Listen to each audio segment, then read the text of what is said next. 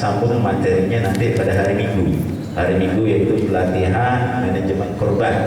Nah, itu insya Allah hari Minggu di Mushola Nurul Iman. Insya Allah kita akan bahas lebih detail lagi tentang masalah hukum-hukum, khususnya buat panitia, panitia masjid atau musola yang ini banyak yang belum memahami tentang bagaimana kedudukan panitia sebagai wakil daripada pendohi, yaitu mudhahi, wakil daripada orang yang berkorban. Insya Allah kita akan bahas tentang kedudukan panitia dan bagaimana memperlakukan masjid ketika diamanatkan untuk menerima hewan kurban. Insya Allah kita akan bahas yaitu pada hari Minggu di Mushola Nurul Iman. Faslun fi ahkamil udhiyah. Ini satu pasal menerangkan tentang hukum-hukum udhiyah. Ini ringkasan dari kitab-kitab yang saya sebutkan tadi, yaitu udhiyah itu bidomil hamzah, dibacanya u, al-udhiyah bidomil hamzah wa kasriha, atau boleh juga al-udhiyah, boleh udhiyah, boleh udhiyah ma'a tasdidil ya, dengan ditasdidkan ya, wa takhfifiha, boleh dengan ditasdidkan ya udhiyah, wa takhfifiha, boleh juga enggak pakai tasdid, wa al-udhiyah boleh, au udhiyah, cuma kebanyakan kita maknanya apa? Al-udhiyah bitasdidil ya. Wal udhiyah itu apa sih? Itu udhiyah, kurban itu apa sih? Udhiyah itu hiya ma yuzbahu minan na'am taqarruban ila Allah Ta'ala min jami'i nahri ila akhir ayyam tasyrik. Yang dikatakan udhiyah yaitu ma yuzbahu minan na'am, apa-apa yang disembelih dari binatang ternak, binatang ternak, taqarruban ila Allah. Nanti kita akan bahas, nggak bahas binatang ternaknya, tentang makna binatang ternak karena waktunya begitu, karena pembahasan agak sedikit panjang.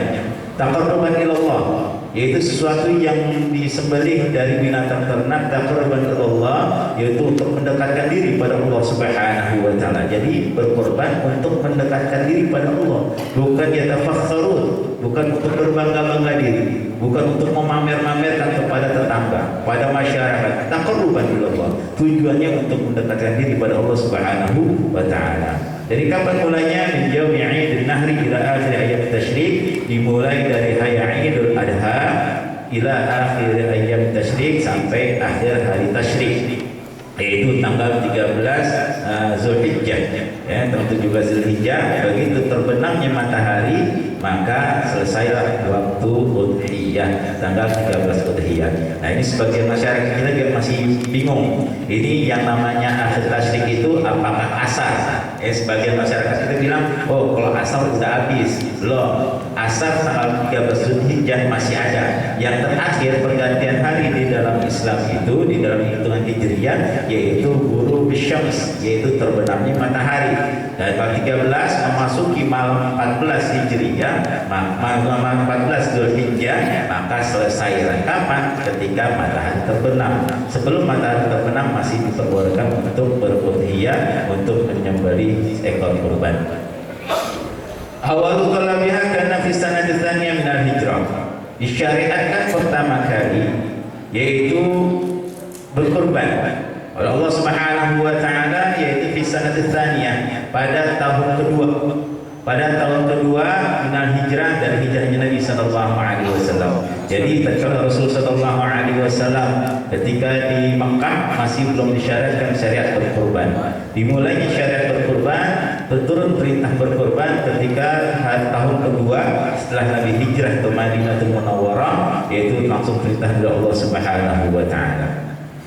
Wal aslu qabla al-ijma' fiha, asal hukum diperintahkan berkurban sebelum ada ijma', kesepakatan ulama, imam mujtahid, yaitu fiha diantaranya qaulu ta'ala, firman Allah Subhanahu wa Ta'ala dalam surat Al-Kautsar ayat 2, yaitu fasalli li rabbika wanhar. Ini Al-Kautsar, saya tulis hanya suratnya aja, nama surat, agar nanti tidak ayat Al-Quran terbuang-buang dan lain sebagainya. Al-Kautsar ayat 2 itu fasalli li rabbika wanhar. Maka salatlah kalian menghadap Tuhanmu, wanhar, setelah itu maka berkorbanlah. Ayat salil Aid wan harin nusuk, yaitu salatlah salat Idul Adha wan harin nusuk, dan berkorbanlah memotong sembelih seekor hewan berkorban. Di antaranya lagi firman Allah Subhanahu wa taala di surah Al-Hajj ayat 34, yaitu walikulli ummatin ja'alna mansakan liyadhkuru ismallahi ala ma razaqahum min bahimatil an'am. Setiap umat, Allah berfirman di surah Al-Hajj, walikulli ummatin, pada setiap umat, ja'alna mansakan, kami jadikan, kami syariatkan berkurban, liyadhkuru ismallahi ala ma razaqahum, agar mereka mengingat nama Allah Subhanahu wa taala, ala ma razaqahum, atas apa-apa yang Allah berikan rezeki kepada mereka, min bahimatil an'am, daripada binatang-binatang ternak. Jadi syariat berkurban bukan buat kita aja, bukan buat syariat umat Nabi besar Muhammad sallallahu alaihi wasallam, tapi dari umat-umat terdahulu. Dari kapan? Yaitu dari zaman Nabi Adam alaihissalam. Pertama kali zaman Nabi Adam alaihissalam diperintahkan berkurban, yaitu ketika peristiwa Qabil dan Habil. Ceritanya panjang. Ketika Qabil dan Habil diperintahkan untuk berkurban, maka si Qabil yang bakhil, seorang yang bakhil, maka dia mengorbankan hartanya yang jelek. Sedangkan yang si Habil, masya Allah, yang taat pada Allah Subhanahu wa taala, mengorbankan hewan ternak yang terbagus, yang paling besar, yaitu hewan kambing kibas yang terbesar. Maka diterima. Di ayat yang lain disebutkan qarraba qurbanan, maka tatkala si Qabil dan Habil mereka berkorban kurbanan fatuqbila min ahadihima, maka diterima oleh Allah Subhanahu wa taala salah satu daripada keduanya. Walam yataqabbal min al-akhar, dan tidak diterima dari yang satu yang lain. Jadi yang diterima hanya korbannya Habil, dan tidak diterima persembahannya yaitu Qabil. Kenapa? Nah ini dia. Ini dikatakan oleh sebagian ulama, bahasanya kalau orang yang bakhil, kalau orang yang bakhil itu berarti dia akan memberikan korbannya itu yang terjelek. Kita lihat tuh, asalnya ada orang nih duitnya banyak, beli kambing yang kecil loh, berarti ini yakin orang bakhil nih. Ini orang yakin keturunan Qabil nih, gitu aja yakin. Nah tapi kalau ada orang masya Allah, orang kaya, atau orang sederhana, tapi kayak kita nih, alhamdulillah kita semua masyarakat membantu, insya Allah, amin. Kita selalu setiap ada rezeki Allah setiap kita ingin yang mempersembahkan kepada Allah yang terbaik. Insya Allah kita termasuk daripada golongan-golongan dari Habil alaihi salam yang diridai oleh Allah Subhanahu wa taala. Jadi yang diterima oleh Allah Subhanahu wa taala korbannya Habil, dan ditolak korbannya Qabil. Kemudian di antaranya lagi walas qaulullah ta'ala, kemudian wala hadits nabawiyah, kita turun ke bawahnya, wala hadits nabawiyah, dan dari hadis-hadis Nabi yang begitu banyak yang menerangkan tentang berkorban. Minha di antaranya ma'amil ibnu Adam yang menahri ahabba ilallah ta'ala min rabatid dam, bahwasanya tidak ada amalan-amalan anak manusia, tidak ada amalan manusia pada hari itu, yauman nahri, pada hari Idul Adha, ahabba ilallah ta'ala, yang lebih Allah cintai, yang lebih Allah sukai, min irabatid dam, daripada menumpahkan hewan kurban. Itu panjang hadisnya, sangat disunnahkan. Bahkan Al-Imam Ibnu Abbas di dalam mazhabnya, Al-Imam Ibnu Abbas di dalam mazhabnya, bahwasanya beliau mengatakan karena kurban muta'alliq bil hayawan, karena kurban berhubungan dengan hewan, maka bagi orang yang fuqara wal masakin, nanti disebutkan juga, maka bagi dikatakan Ibnu Abbas bahwasanya boleh berkurban dengan seekor ayam atau seekor angsa. Nah tapi yang nggak boleh, jumhur ulama tidak boleh, 4 mazhab tidak boleh, tidak sah berkorban dengan ayam atau selain kambing, sapi dan onta. Akan tetapi kalau Ibnu Abbas boleh dijadikan taklid. Imam Zakaria Al-Ansari mengatakan ya'murul fuqara memerintahkan orang-orang fakir yaitu bitaklid untuk bertaklid kepada mazhab Ibnu Abbas. Ya, kenapa? Karena Imam Ibnu Abbas mengambil dari hadis Nabi sallallahu alaihi wasallam, ma min amalin ahabba ila Allah min yaum an-nahri min rakatil dam, tidak ada amalan manusia yang pada hari itu kecuali pada hari Idul Adha yang Allah sukai daripada menumpahkan darah korban. Nah, kita diperintahkan oleh guru-guru kita kalau bisa nih bagi orang yang punya kemampuan rezeki, nanti kalau bisa pesawat kambing wajib hukumnya. Bagi yang mampu, nanti akan diceritakan hukum-hukumnya. Kemudian bagi yang tidak mampu, nah bagi yang orang masakin kayak kita deh, yang utang masih banyak misalnya, belum mampu untuk beli korban di kambing, maka kita bertaklid kepada mazhab Ibnu Abbas, yaitu menyembelih seekor ayam. Tapi jangan bagi tetangga, ntar jadi ribut. Kalau orang ginari bagi lagi lo bagi ayam, akan jadi apa? Jadi ribut. Nah itu taklid aja untuk tafa'ulan, untuk mengikuti para sahabat Nabi Sallallahu Alaihi Wasallam. Tapi ingat, kalau potongnya kapan? Potongnya ketika hari raya Idul Adha atau hari Tasyrik. Biasanya kita potong ayam kapan? Sehari sebelum itu. Sebelum Lebaran kita potong ayam, apa yang mau bikin opor. Nah, dia nggak apa-apa, potong ayam buat bikin opor lain, dan hari raya potong lagi. Bagi yang nggak punya duit, bagi yang punya duit. Sebab ancaman Nabi Sallallahu Alaihi Wasallam. Nanti ada ancaman Nabi Sallallahu Alaihi Wasallam bagi yang punya kuasa rezeki tidak mau mengeluarkan rezekinya untuk berkorban. Wa minha, di antaranya lagi bahan Nabi Sallallahu Alaihi Wasallam kitab Syainin Amnahain, bahwasanya Nabi Sallallahu Alaihi Wasallam berkorban di Kabsyain, yaitu dengan 2 ekor kibas, Amlahain yang putih, Aqranain yang mempunyai tanduknya, Zabahuma biyadil karimah yang disembelih dengan tangannya yang mulia. Wasama, kemudian Nabi Sallallahu Alaihi Wasallam menyebut nama Allah Subhanahu Wa Taala. Wa kabbara, bertakbir. Wa da'a rijlahu al-mubarakah ala safahihima, dan meletakkan kakinya yang berkah itu di atas punggungnya, yaitu hewan kurban. Hukmuha, sekarang baru kita masuk tentang hukum, yaitu hukum berkurban, yaitu pertama wajib. Buat siapa yang wajib berkurban? Dihaqi Nabi Muhammad sallallahu alaihi wasallam, untuk mengasihi kita Nabi Muhammad sallallahu alaihi wasallam. Hukum berkorban hukumnya wajib buat Rasulullah sallallahu alaihi wasallam. Sebab kata Nabi sallallahu alaihi wasallam, salah satu faraid alayya wa sunnatun lakum. Kata Nabi sallallahu alaihi wasallam 3 perkara. Salasun alayya faraid, 3 perkara yang buatku itu fardu. Buat Nabi fardu, walakum tatawwu, sedangkan buat kalian itu sunnah. Apa kata Rasul? Yaitu an-nahru, berkurban. Berkurban buat Nabi hukumnya wajib. Wal witru, salat witir buat Nabi wajib. Wadduha, dan salat duha buat Nabi wajib. Walakum tatawwu, sedangkan buat kalian, buat umatnya, buat kita ini umatnya, yaitu hukumnya sunnah. Asalnya sunnah.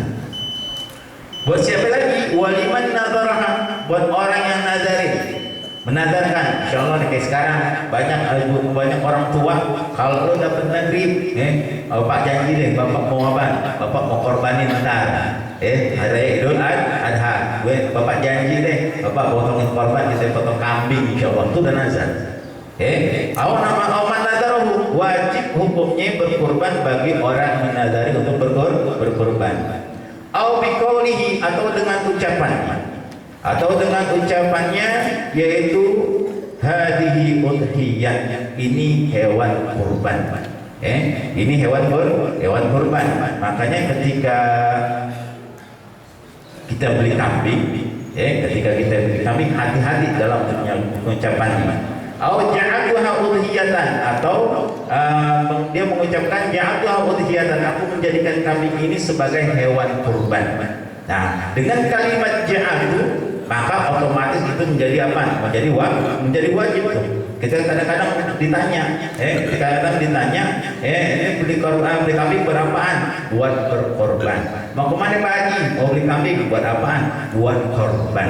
Kadang-kadang bisa gitu ya. Nah itu dengan ucapan-ucapan seperti itu maka hukumnya jadi wajib, tidak lagi menjadi sunnah. Aulillahi alayya an udhiya bihadhihi. Aku niatkan untuk Allah Subhanahu wa taala aku berkorban dengan korban ini, dengan hewan korban ini. Kalimatun ja'ala, di sini sedikit keterangan. Wa kalimatun ja'ala bi manzilatin nazar. Kalimat ja'ala, aku menjadikan hewan ini sebagai hewan korban, maka itu kedudukannya sebagai nazar. Bal mata, bahkan kapan aja galak berkata nih seseorang, hadil udhiyah, ini adalah korban seorang wajibah, maka jadilah itu wajib. Makanya membeli kambing berapa? Buat korban. Maka dengan otomatis dia mengucapkan buat korban, maka itu hukumnya jadi wajib. Kalau jadi wajib, dia nggak boleh lagi tuh ngambil bagian hewan kurbannya. Nggak boleh lagi dimakan, nggak boleh lagi dia keluarganya yang dinafkahkan, nggak boleh lagi memakan hewan kurban yang dari niatnya dia. Tapi kalau buat dibagi ke orang lain, boleh. Wala yaqbalu qauluhum, maka dikatakan bahasanya wala yaqbalu qauluhum, tidak diterima tuh ucapan mereka. Orang tak tahu sebenarnya kita ini pengen korban sunnah bukan wajib, niat itu pengen korban sunnah bukan wajib. Nah ini la yuqbalu qauluhum Ibnu Hajar al-Ramli, ini tidak diterima pendapatnya, ucapannya tadi menurut pendapat Imam Ibnu Hajar dan Imam Ramli, tetap hukumnya wajib.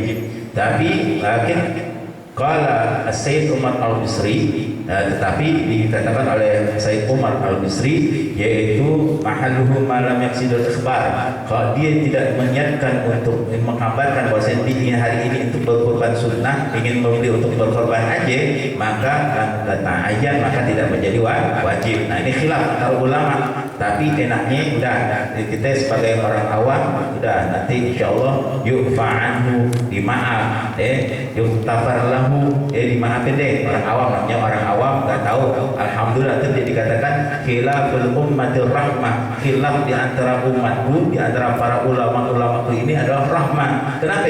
Kalau yang di sini berat, ada pendapat yang ini, yang pendapat yang ulama yang lain, insyaallah kita bertaklid kepada ulama yang lain yang membolehkan. Ada yang membolehkan, tapi do'afahu syekhuna, pendapat yang membolehkan bahwasanya itu bukan korban wajib, dengan mengatakan aku ingin beli dari hewan korban itu jadi wajib, maka do'afahu syekhuna Al-Imam Zakaria Al-Ansari, dilemahkan pendapatnya oleh Al-Imam Syekh Zakaria Al-Ansari. Kemudian sunnatul mu'akkadatun, hukumnya sunnah mu'akkad. Buat siapa sunnah mu'akkad? Yaitu inda madhabina, menurut mazhab kita, yaitu mazhab Imam Syafi'i. Menurut mazhab Imam Syafi'i, maka hukum berkorban hukumnya sunnah mu'akkadah. Wa amma inda Abi Hanifah wajibun, tapi menurut Imam Abu Hanifah hukum berkorbannya wajib. Berkorban setiap hari Idul Adha hukumnya wajib menurut Imam Abu Hanifah. Buat siapa? Lil mustati', bagi orang yang mampu. Kalau kita ikutin kita mazhab Imam Abu Hanifah, masya Allah nih, insya Allah mesti penuh nih kambing korban semua, amin, insya Allah. Ini Imam Abu Hanifah bagi orang yang mampu, yang mempunyai kuasa rezeki, maka dia hukumnya wajib untuk berkorban. Makanya alhamdulillah kita punya imam itu dua ikutan mazhab Imam Syafi'i. Imam Syafi'i mazhabnya mutawassithah, pertengahan, berat kagak, terlalu berat kagak, terlalu ringan kagak. Al-muradu bil mustati', dikatakan di sini yang dimaksud dengan orang yang mampu yaitu man malaka zahidan, bagi orang yang memiliki kelebihan, amma yahtajuhu yaumal id wa lailatih, yaitu pada hari dari kebutuhan nih, bagi orang yang memiliki kelebihan dari hajat-hajatnya dia pada hari raya Idul Adha wa lailatihi, dan pada hari walailatahu, dan pada malam-malam Idul Adha wa ayyam tasyrik, dan pada hari-hari tasyrik mayas bil udhiyah, yaitu apa-apa yang bisa dihasilkan dari udhiyah. Maksudnya ketika hari raya Idul Adha, mulai setelah selesai khutbah Idul Adha, maka disitulah diperintahkan bagi orang yang mampu berkorban untuk mengeluarkan hartanya membeli seekor hewan kurban. Yaitu kapan dia ada gak dari hari Idul Adha? Hari Idul Adha 10, kemudian Ibnu Tasdik 11, 12, 13. Dia selama 4 hari ini. Kira-kira di kantongnya ada juga tuh buat nafkah keluarganya selama 4 hari. Kira-kira ada nggak duitnya di tabungannya? Berarti di tabungan, masya Allah. Pasti ada tuh, semuanya pada punya tabungannya. Belum diberangkasnya.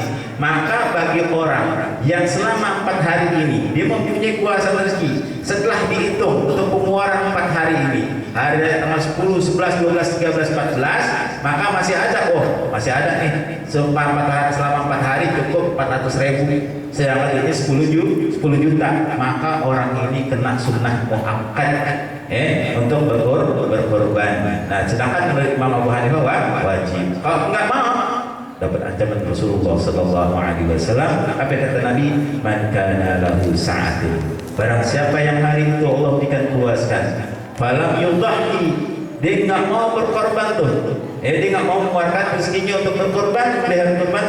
Fala yaqrabanna musallana, jangan sekali-kali berani deketin tempat sholat kami. Jangan sekali-kali berani datang ke masjid. Orang yang ada kuasa rezeki, hari itu pun mampu dia, pas setelah 4 hari ada duitnya lagi, masih puluhan juta. Kata Nabi, diancam Nabi, wa fala taqrabanna musallana, jangan sekali-kali pakai tauhid sakilah. Fala yaqrabanna, jangan sekali-kali berani deketin masjid, jangan datang ke masjid. Berapaan? Percuma. Kenapa? Ini ancaman Nabi. Nabi ngancam kenapa? Sayang umatnya. Kenapa? Karena al-bakhil aduullah. Orang yang bakhil adalah musuhnya Allah Subhanahu wa taala. Nauzubillah, kita datang ke masjid sama aja kita ngeledek Allah Subhanahu wa taala. Bagi siapa? Bagi orang yang ada kuasa rezeki tapi nggak mau berkorban. Nah, ini kadang-kadang masyarakat kita sebagian salah memahami. Mereka menganggap bahwasanya korban itu adalah perintah seumur hidup sekali. Sering tuh kita nanti nggak berkorban, nanti nggak memotongnya sekarang. Udah dulu tahun kemarin tuh udah korban. Sekarang korban nih nggak usah, kemarin udah. Nah, itu gimana? Maka dapat ancaman Nabi Rasulullah Sallallahu Alaihi Wasallam. Maka sunnah berkorban itu bukan sunnah seumur hidup sekali, tapi sunnah setiap tahun bagi yang ada rezeki. Berbeda dengan haji. Haji seumur hidup sekali, kemudian umroh seumur hidup sekali, akikah seumur hidup sekali. Ada pun korban itu setiap tahun sekali. Bahkan Nabi mengancam lagi di hadis yang lain, man kana lahu sa'atun falam yudhi, barang siapa yang hari itu Allah kasih kuasa rezeki, falam yudhi, dia tidak mau berkorban, falyaman insya'a yahudiyan atau insya'a nasraniyan. Seandainya Allah takdirkan tahun itu dia meninggal, silahkan mau pilih mati secara Yahudi atau pilih secara Nasrani. Na'udzubillah min dzalik. Sekalipun di dadanya ada iman pada Allah Subhanahu wa taala, maka Allah matikan orang ini dalam keadaan Yahudi atau keadaan Nasrani. Na'udzubillah min dzalik. Sekali lagi, yaitu sunnah ala kifayah dan sunnah ala kifayah. Sunnah kifayah buat siapa? Buat sunnah kifayah inta ada ahlul bait, yaitu apabila satu rumah berbilang banyak orangnya, yaitu faida fa'alaha wahidun min ahlul bait, maka apabila telah mengerjakan salah satu dari satu rumah tadi, ada satu rumah berbilang orangnya banyak, orang satu keluarga, inta ada ahlul bait, apabila dalam satu keluarga orangnya banyak, faida fa'alaha wahidun min ahlul bait, apabila salah satu orang daripada satu keluarga tadi berkorban, kafa'an jami', maka gugur yang lain untuk berkorban. Gugur kitabnya, yaitu syariat untuk berkorban. Tapi ahli bait ini yang mana? Yaitu bi'aitu yakununa fi nafaqatin wahidah, sekiranya itu dalam satu nafkah. Seandainya ada orang tua, anaknya 10, anaknya kerja semua. Yang satu jadi direktur, yang satu jadi manajer dan sebagainya. 10 orang anaknya, tapi masih makan sama orang tua, masih nyampur sama orang tua. tua, yang masakin emaknya. Jadi makan masih bareng sama orang tua, berarti dalam satu nafkah. Maka orang keluarga ini sekalipun mereka banyak, sekalipun mereka orang kaya semua, satu aja yang berkorban, maka yang lain tidak kena kewajiban dan tidak gugur. Saqatul tolak, maka gugur dari perintah untuk syariat berkorban. Nah, ini syurutul izza'i minan na'am, syarat-syarat diperbolehkannya kambing dari kurban. Nah, karena waktunya sudah jam 6.10, permintaan saya nggak lama biasa. Kalau kita terusin nggak sampai nih, mungkin jam 8 udah kelar juga deh. Insya Allah kita bisa lanjutkan pembahasannya nanti. Syarat-syarat diperbolehkannya dari kambing dan lain sebagainya. Insya Allah akan dibahas tentang masalah bagaimana sih hewan kurban ini panitia, bagaimana cara menjual beli. Panitia kadang-kadang jual-jual aja tuh boleh, sebenarnya nggak boleh, hukumnya haram. Nanti akan kita bahas semua secara detail di Musola Nurul Iman. Bagi yang berminat silakan hubungi panitia. Sekian, mohon maaf. Wassalamualaikum warahmatullahi wabarakatuh.